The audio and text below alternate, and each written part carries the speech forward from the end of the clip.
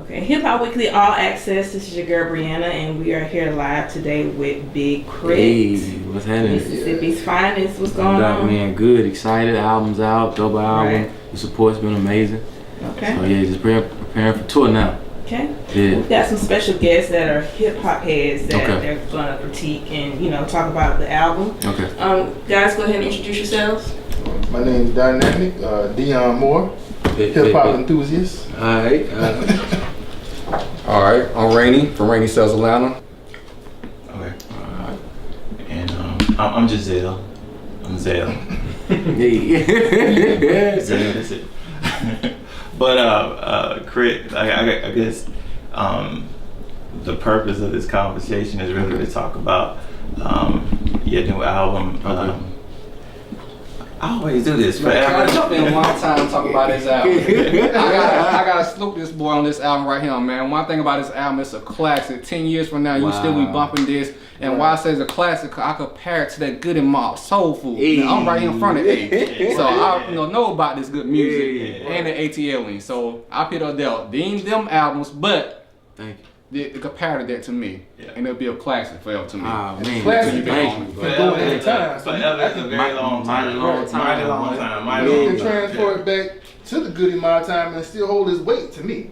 You know what I'm Yeah. saying? And then bring it right back to where it is right now and hold the weight that it's holding now. Yeah. So I mean, that's fire. Thank you. That means that you definitely took time to respect the OGs. I mean, I'm listening to all the people. Oh man, that they featured on it. You know what I'm Right, saying? that's Sleepy ridiculous. Brown, You know what I'm saying? CeeLo, So- you know what I'm saying? UGK on that You thing got too. Big Rube on it. Yeah, but nah, that's something to think about for the next one. Hold Okay, up. no, who- Give me no, some time. this We're not guy was for the next one, yeah, but I got CeeLo and Sleepy Brown on it. though. The skit with the two guys from the Oh, yeah, that's- album. That's what I was thinking about. Oh, okay, then. Yeah, that's kinda dope. But tell us about your headspace at the time this record was being made. Where were you at?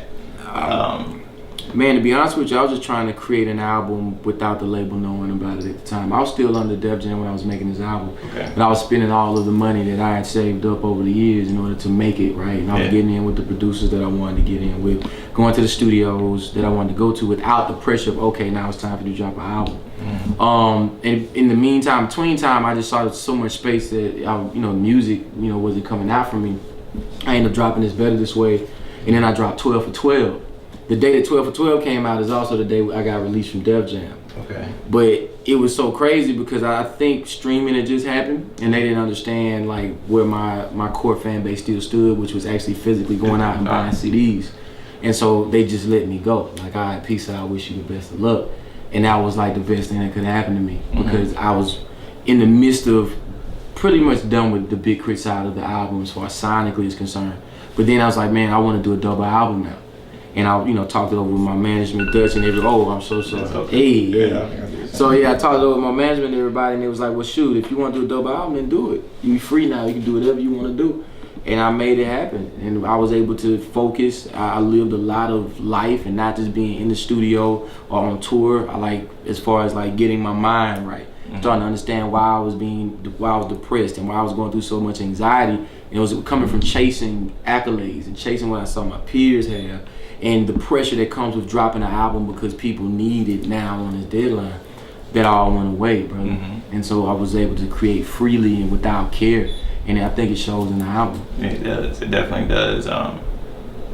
The album is broken into two different albums. You got, well, it's one double album, but it's two different spaces that you're in. You have the Big Krit space, which Dion, that's your favorite. Hey. Big. And then there's the Justin Scott, which is my favorite.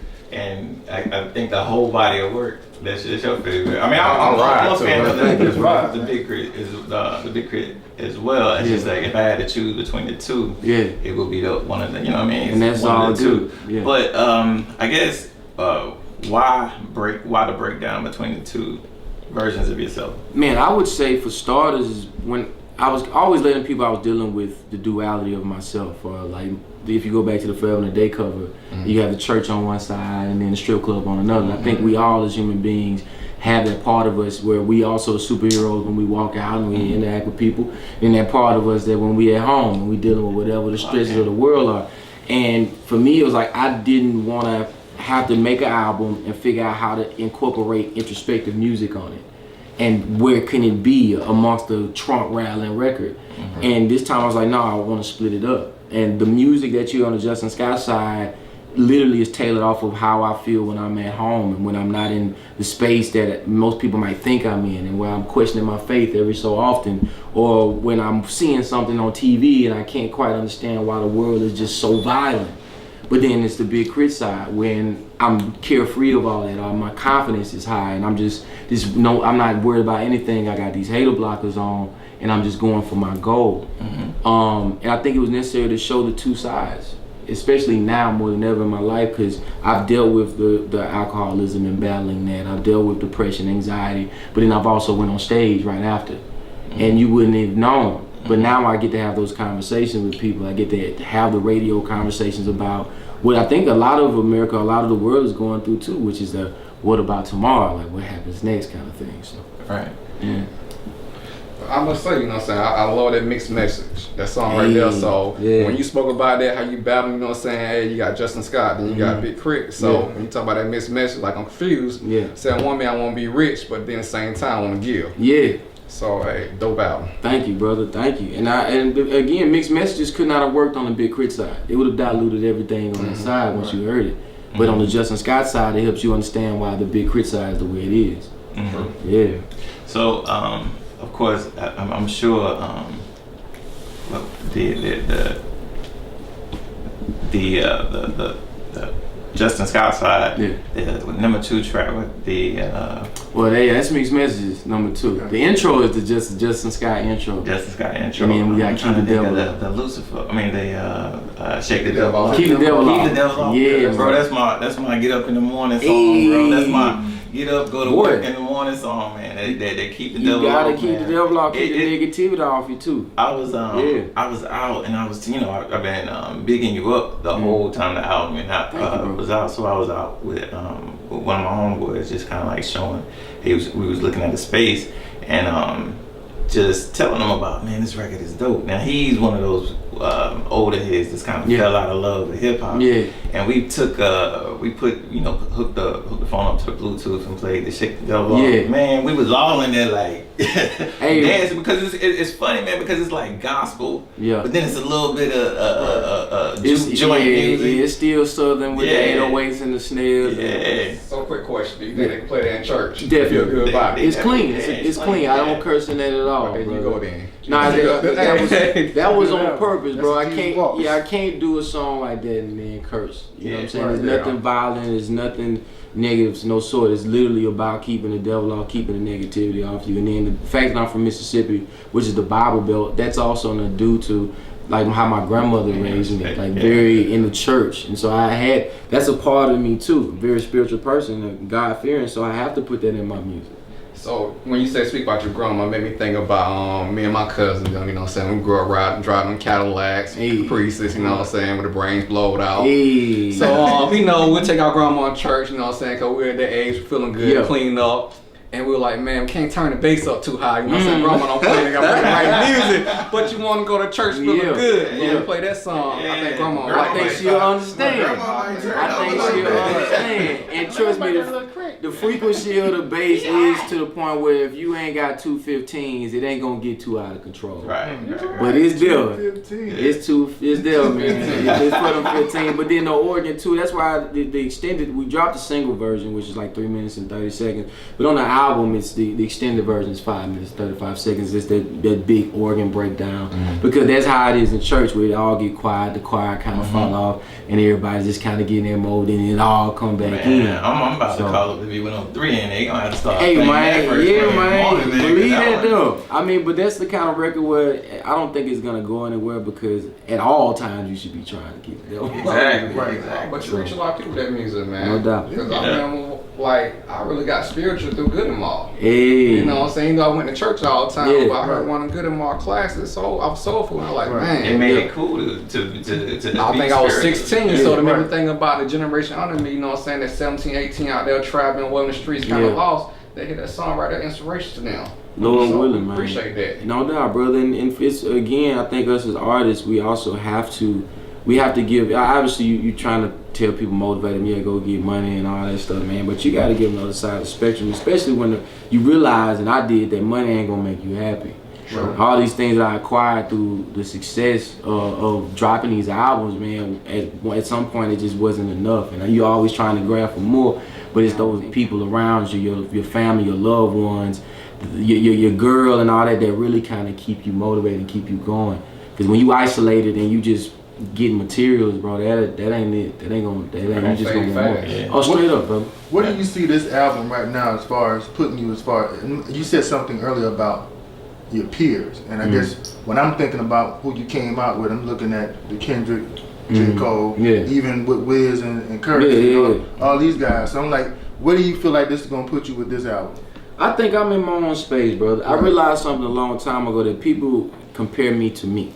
Right. Mostly in anything to my old music. It's like I'm always trying to outdo Krit was here and Return of Forever. The space that I'm in, and being that I'm from Mississippi, and being that I've had to travel so long, the story and how it's been for me is just going to be different. Right. And I'm comfortable with that. But now that I know that I'm mostly competing, if anything, with myself and my older projects, feeling like this is the best project I put out completely, it makes it easier going into the next one. Because all I'm doing is being myself. I'm not trying to keep up with the cadences that everyone's kicking. I'm not trying to keep up with the signings. I'm not interested in the beef or any of that stuff, man. I'm being who I am. And it took longer. It's the road less traveled, but it's paid off for me. Yeah. So, the last time we got together to have a discussion, it was with your Mississippi brethren, Banner. Yeah. And he kind of opened my eyes a little bit to something that maybe I was ignorant to before, and something that you've addressed in previous interviews about lyricism in the South. Tell us, who were your influences? Because Banner was saying that one of the best lyricists in the South was Juvenile, and was one of the people he looked up to, as well as Pimp C and Bun. Who were your? Yeah, I'm sorry. You good, man. I don't know how much be doing now. This is a long. I'm supposed to be doing some decent song. My bad. But who? Like, your cadence is unique.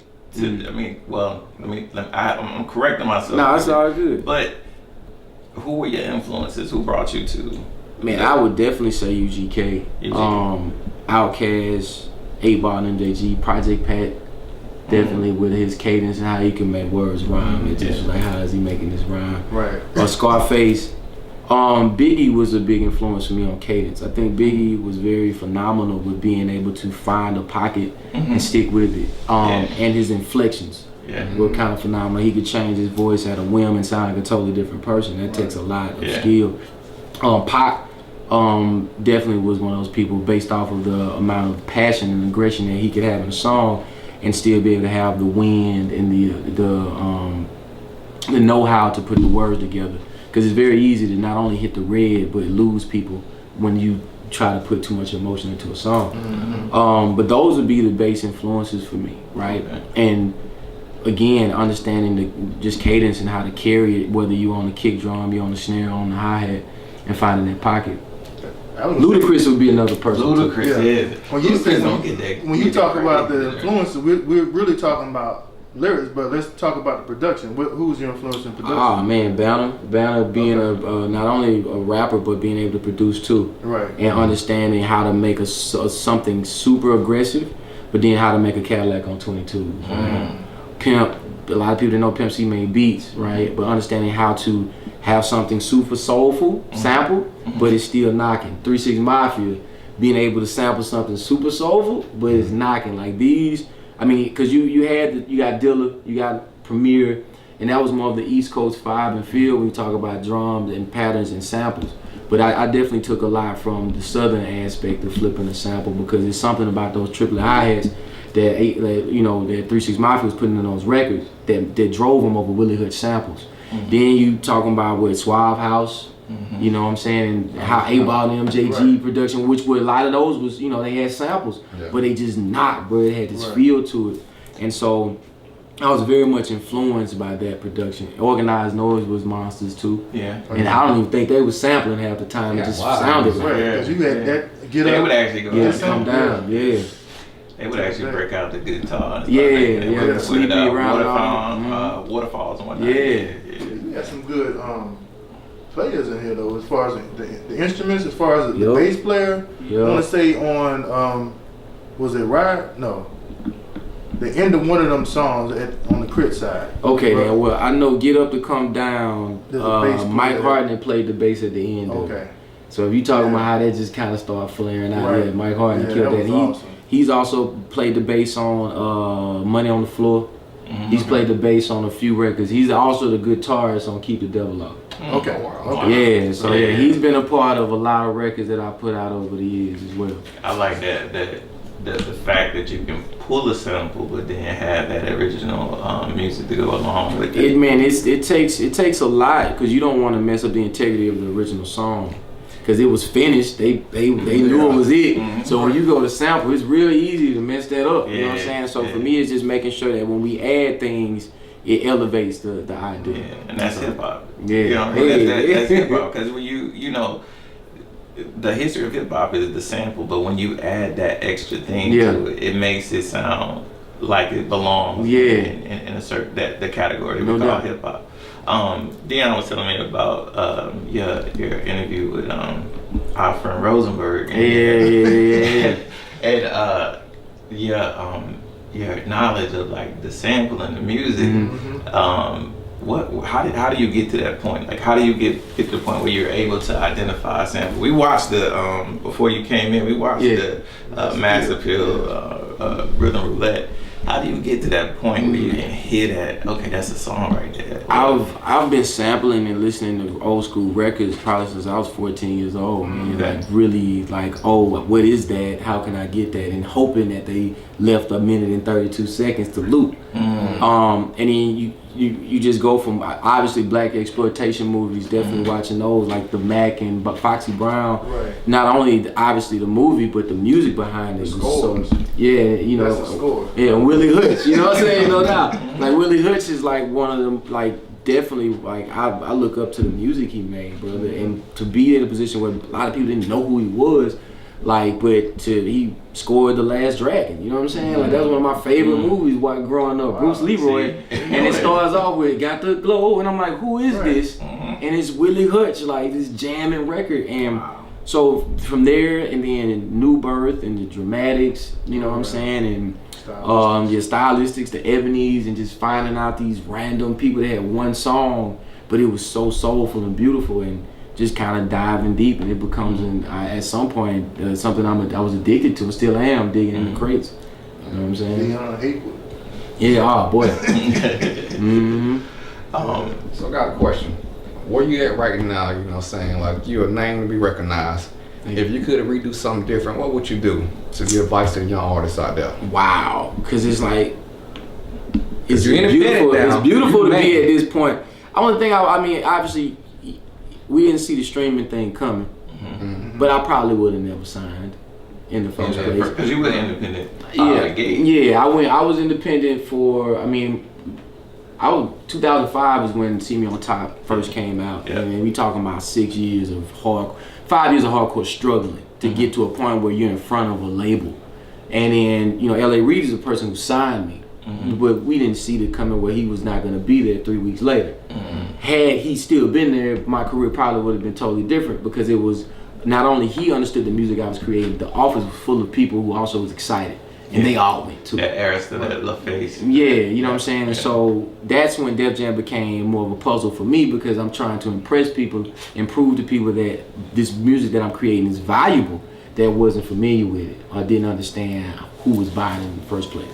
So I think it's just being independent and staying that way would probably be one of those things. But I learned the business. The artist in me would have been like, yeah, just stay independent. But the businessman is like, no, we need to go through that. Because now I understand the inner workings of marketing and publishing, and where the money goes and how you can really save on recording if you know how to and the know-how. And it doesn't take a lot to create an album. It sounds great. You just have to not only have these relationships, you have to work with people, and you know what I'm saying, and that swap is something that it helps sometimes when you don't charge somebody off the rip. You know what I'm saying? Right. And now that I know that, going into working with another artist, they don't have to worry about what I dealt with. Because not only can I produce for you, I can help you understand your sound and how to bring out who you are in your music without having to sacrifice your integrity of your creative control. So coming from, and I know we all over the place. We're not really. No, it's all good, man. Asking questions in a linear space, but basically, tell us about how the transition from Mississippi to Atlanta. How did that happen? Oh man, that was me. Literally, I was going back and forth anyway because the first song I dropped that actually made it on a mixtape in Atlanta was "They Gon' Hate Though," and DJ Foe dropped it. It was mixtape was called "From the Trap to the Stroll." They had Trick Daddy and Jeezy on the front. I think that was 2003, maybe 2004, something like that. And I originally I was like it had to be 2004 because I was in like my second year of college and I dropped out because I thought I was gonna sign as soon as I came to Atlanta, and the deal wasn't right and I didn't do it, and then that created what was 5 years of grinding my ass off. You know what I'm saying? Third Coast representing Mississippi native forever. It's a mighty long time. It's out right now. Big Krit side, just got side. You know I'm rocking with Hip Hop Weekly. Shout it.